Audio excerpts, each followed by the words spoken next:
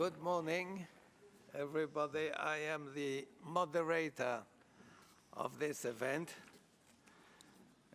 Excellencies, distinguished panelists, honorable participants, ladies and gentlemen, it's my honor and pleasure to welcome you today at this panel meeting on migration and human solidarity, a challenge and an opportunity for Europe and the MENA region.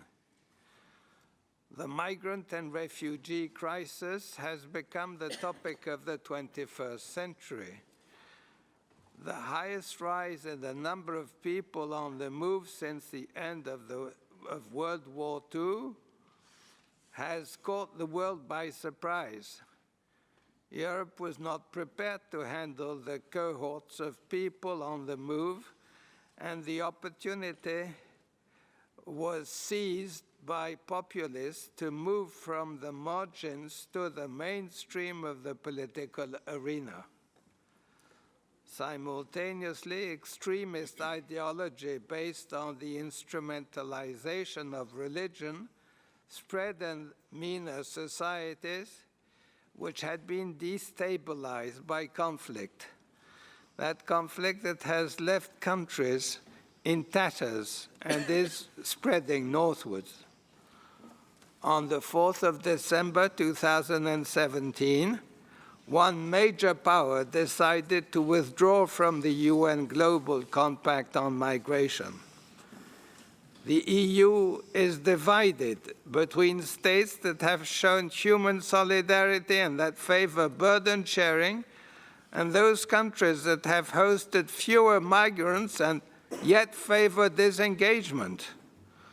Multilateralism and consensus building are being replaced by unilateralism and the fortification of advanced societies, and this is impeding the realization of global human mobility. In the MENA region, countries are left with no other option than to provide refuge to migrants and refugees that may add up to 25% of their own nationals.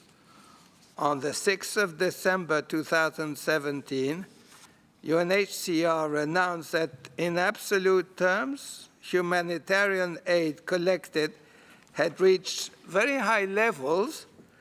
However, it only represents approximately 11% of the total funding requirements for internationally displaced people. This funding gap creates an uncertain future for people on the move and for people who need refuge and seek protection. In summary, the current situation threatens the long-term stability of Europe and the MENA region. It requires our urgent attention. The chairman of the Geneva Center, His Excellency Dr. Hanif Hassan Ali Al-Qasim, will open this panel debate. The Director General of IOM, His Excellency Ambassador William Lacey Swing, informed me that having had to travel outside Geneva, he kindly requested Mr. Hassan Abdel Munaim, IOM Senior Regional Advisor for North Africa, the Middle East, and the Gulf States, to read a keynote statement in his name. Renowned experts on the migrant and refugee crisis who have honored us today with their presence will follow suit. The first speaker to take the floor will be Monsignor Robert Vitillo, the Secretary General of the International Catholic Migration Committee. Monsignor Vitillo will offer us his inputs on the theme of intensifying dialogue and practical cooperation between Christians and Muslims in response to refugee movements and other forms of forced migration. Our second speaker will be Dr. Roberto Savio, the founder of Interpress Service and the Director of International Relations at the European Center for Peace and Development.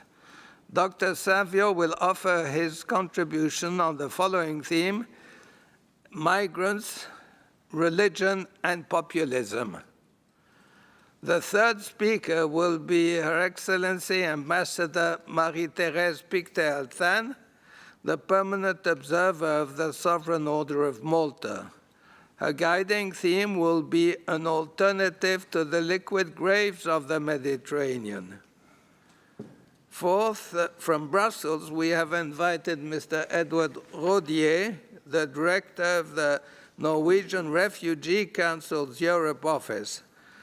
Mr. Rodier will share his expertise on the subject of EU and the refugee and migrant crisis, solutions and challenges ahead. Following Mr. Rodier's input, we will give the floor to Mrs. Dina Ionesco, the head of IOM's Migration, Environment and Climate Change Division. She will offer her insights into the role of IOM in responding to the adverse impact of climate change. And sixth, we will have invited Mrs. Christine Goyer, Senior Protection Officer on Mixed Migration with UNHCR, to give us her perspective on the role of UNHCR in enhancing refugee protection in the Middle East.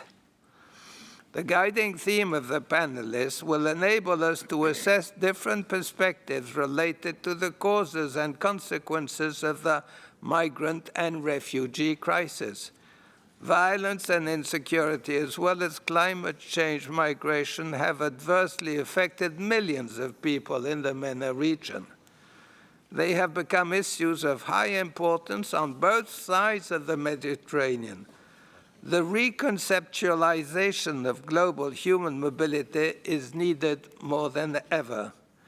There is thus need to promote a discussion of these major issues in their Europe-Middle Eastern interactive dimensions, rather than focusing on the two regions separately.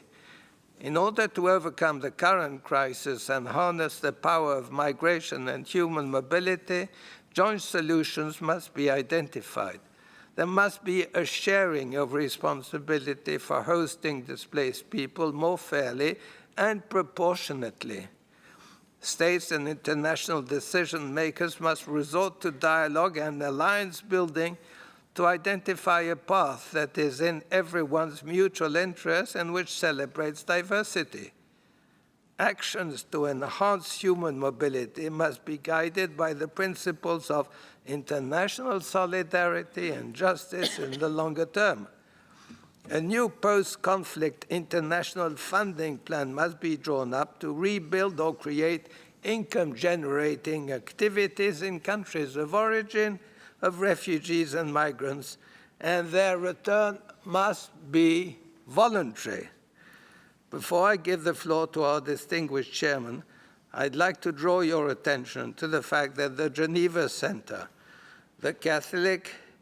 the International Catholic Migration Commission, the European Center for Peace and Development, the Sovereign Order of Malta, and the International Press Syndicate have adopted a joint declaration to be put as a contribution to the commemoration of International Migrants' Day on the 18th of December. All participants are invited to read the declaration that should be distributed to everybody and to give their possible comments. The declaration is open for signatures until the end of tomorrow. After presentation by the panelists for the first half of this meeting, I will open the floor to the audience in the second half of the morning session and organize a Q&A session. I will then sum up. A book will be published shortly thereafter on the deliberations and on the outcome of this event.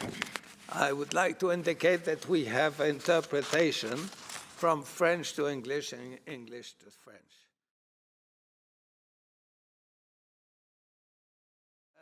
We need to take action on three levels.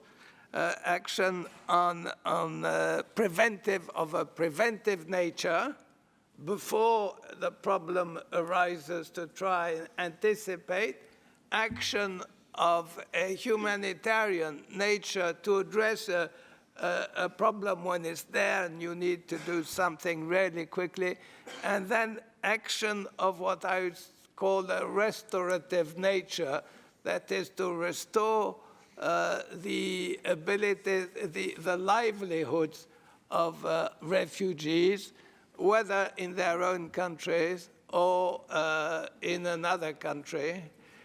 And there, I think, the dividing line is what was said, I think, by Mr. Rodier, where he said the important thing is people are going to continue to be on the move. Mobility is part of globalization. What's important is that if people migrate, they do so voluntarily and not forcibly.